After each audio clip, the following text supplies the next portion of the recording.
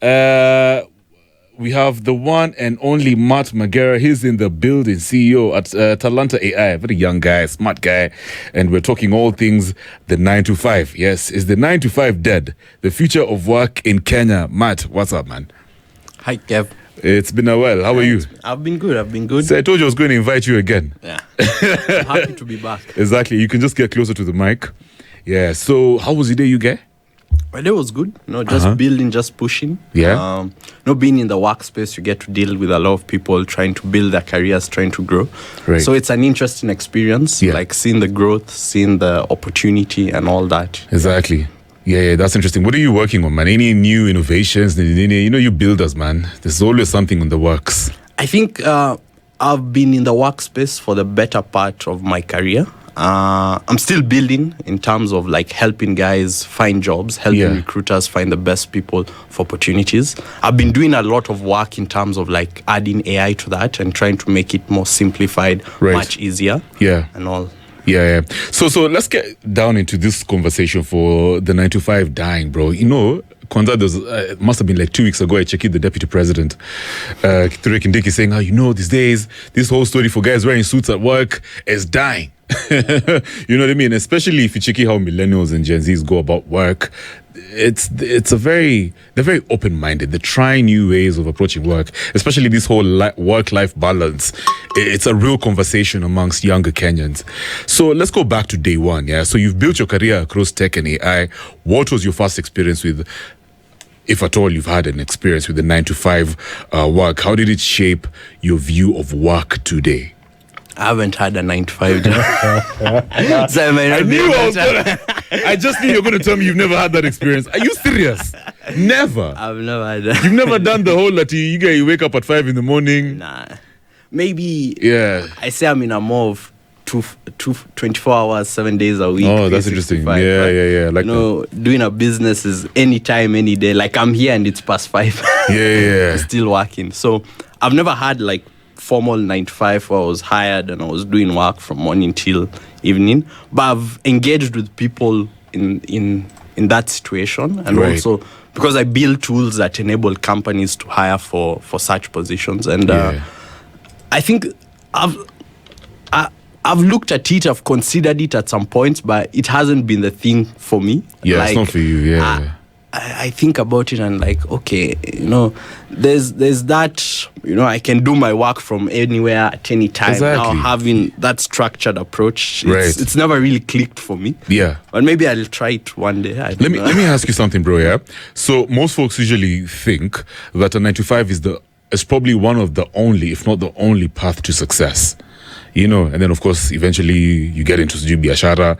What would you tell guys like this, especially for folks who have probably graduated from uni?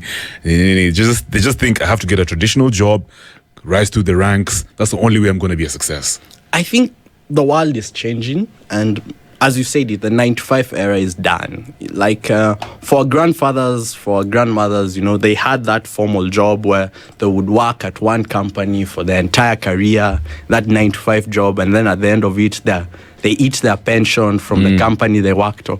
But that's not going to happen for like our generation. See, like us guys, millennials, Gen Zs, we go to a job, we work for 1 year, the boss pisses us off, we quit. You're out. It's called silent quitting. Guys just checking the seat going round and round. No one's there. You're right. Yeah. Pensions died for companies. So, before you'd be committed to a company because you felt that I would work for this company, and when my career closes, I have something to gain from this company. Like they would give me a pension till the day I'm old. But how many companies are providing pensions today? So everyone is like out to like, how do I keep growing? How do I push myself to that next level? And then I think also with technology, guys in the tech scene, we call it a portfolio of work. Like before, you'd have one job that you go to and then at home you sleep. But today when you talk to most people, even guys with a 9 to 5, they have something they do during the day. It's true. And then they have some other side hustles and gigs here, a small business here.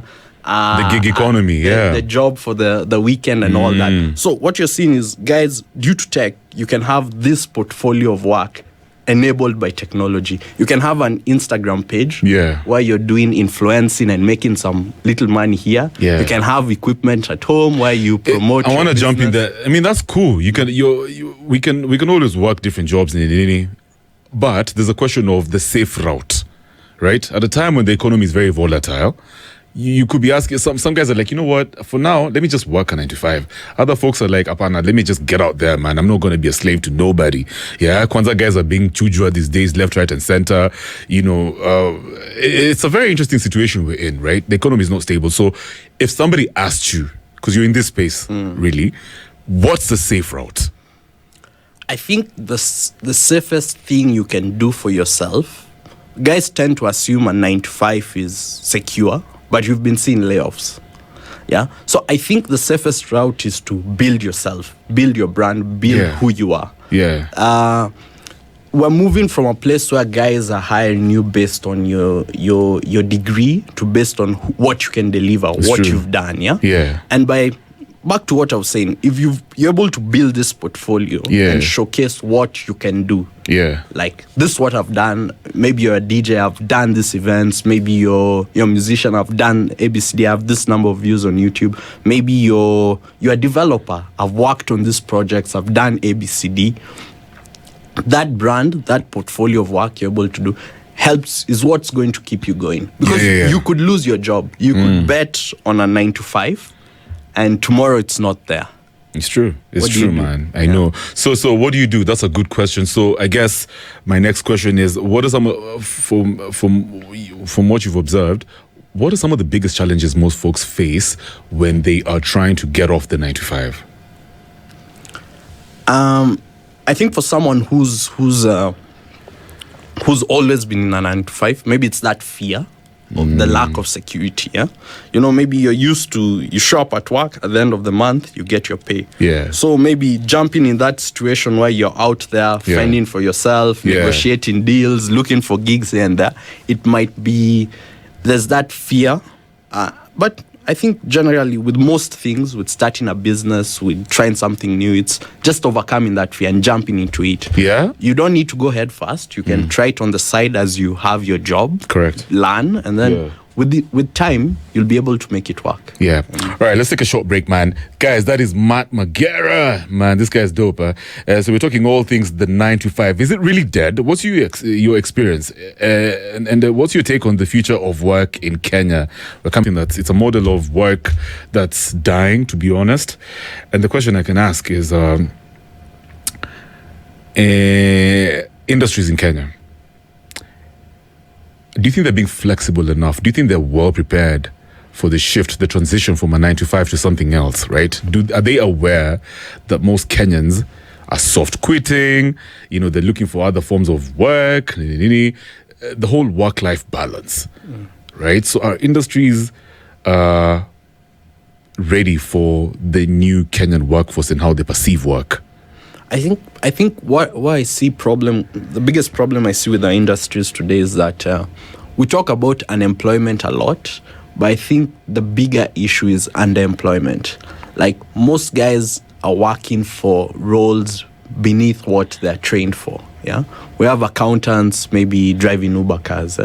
We have guys go to uni, they do this really technical courses and all that, but they're working in places where they're below the, the way we see, hey, this guy did this, he should be doing this, but he's not doing that, mainly because he couldn't find the opportunity that's for him. Exactly, yeah. And that already shows you that our industries, they're unable to absorb what... Correct. They're unable to absorb our graduates, they're unable to absorb the general population as it is. I think the numbers are, in Africa, we have like 20 million people joining the workforce every year, but you have only 3 million jobs being created. Man, look at that. That's around 17 million people who have to find out, okay, I have this degree, but what do I do? Yeah. And that's why guys are getting creative. That's why I strongly believe the 9 to 5 has been dead for the most part in Africa, because guys have to figure out how to survive. Yeah. But are there other industries where the 9 to 5 will just never die? Probably. What do I say? I think most what COVID did is like showed us that any job can be done from almost anywhere at any time. 100%. I think before we used to be like really rigid, like these things can't be done. Like I was so shocked the other day, guys are having court sessions on Zoom. You know what I mean? There's a True. You remember that the judge? No, was it the lawyer who was smoking a cigarette? And then the judge was like, "Hey, Wakili, can you put that cigarette down? I can see you." Anyway, yeah. So you're right. I remember there was this court sessions I was seeing, like the way in Zoom, it was so fun. The way you, like in school when you join a Zoom class, the teacher saying, "Hey, put your camera." It's the same thing in courts. Yeah, man. The judge is like, you need to show your face properly. It's true. Yeah. So I wouldn't say, maybe with time, it's a difficult question to answer. Like, as technology continues to develop, it's showing us that more things we thought that would not be possible from outside a 9-to-5 scenario are possible. Like if you can have judges, maybe things that would stay those important roles like guards, policemen, firefighters. Yeah, that's true, yeah. Maybe those are the industries that guys like you in broadcast, where you need to go on the ground and be somewhere. But outside that, I believe most roles will continue to develop and be more flexible in terms of working hours and all that. Speaking of technology, you're big on AI conversations. Yeah. What role does AI play? And to add on that question, in Kenya, for example, which jobs for sure is AI going to replace, at least in the next, say, 5 to 3 years? Guaranteed this one, and it's done. AI is taking over. That's a hard one. But let me see. I think with AI, one thing I always tell people is just look at the internet today. Guys are slow to change. Yeah, AI is here, but the guys who are still figuring out what it does, what it can do for me, the guys were still very skeptical about it. So maybe with AI, we won't really see that sudden change, that like complete collapse of something and AI just takes over. Okay. But what we're going to see is AI is going to really empower people in their positions. Like you can do more as an individual with AI compared to what you could do before. Correct. Think about a lawyer who can use AI to scan through multiple legal documents. Maybe you could only handle one case a week, but now you can do maybe 5 or 10. So I look at AI from a position of empowerment and really developing as an enabler compared to a tool that's going to take away. So most folks shouldn't be scared about the AI. Most folks shouldn't. But maybe what AI is going to get rid of immediately the repetitive roles, like maybe things like data entry. Like the manual tasks that can easily be replaced by using some form of technology. That's what AI is going to replace. But these things that require some bit of human element, some bit of creativity and all that, AI will be a tool that would enable people in that industry, but would not necessarily take away roles. Maybe AI will take away maybe intern roles. What you'd have your interns do is probably AI becomes the new intern, but it's not really going to eliminate your position immediately as a lawyer. Oh, interesting. Well put.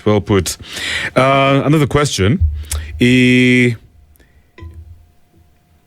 Mental health and productivity is a big conversation, especially amongst the Gen Zs. And millennials are burning out as well. Guys are putting in the hours, right? But at a time when we're relooking the 9-to-5 approach, model of work, how do you think this shift is gonna impact workers in terms of their mental health and their productivity, right? So do you think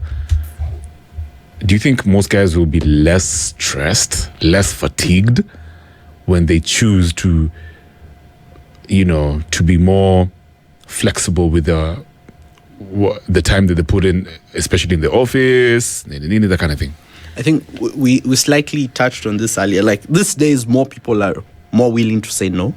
more willing to quit a job. Yeah. If they feel they're being overwhelmed, if they feel they're, before guys would stick it through. Guys were like, I have a bad boss, but guys were ready to rough it out. But these days, more people are more conscious about their well-being, their mental health, and they're ready to say no. You see guys quitting really good corporate jobs and going for a job with a lower pay because they feel they would get better hours, they would get more time to spend with their family, to spend with their kids. They feel maybe they're being overwhelmed in the positions they are now.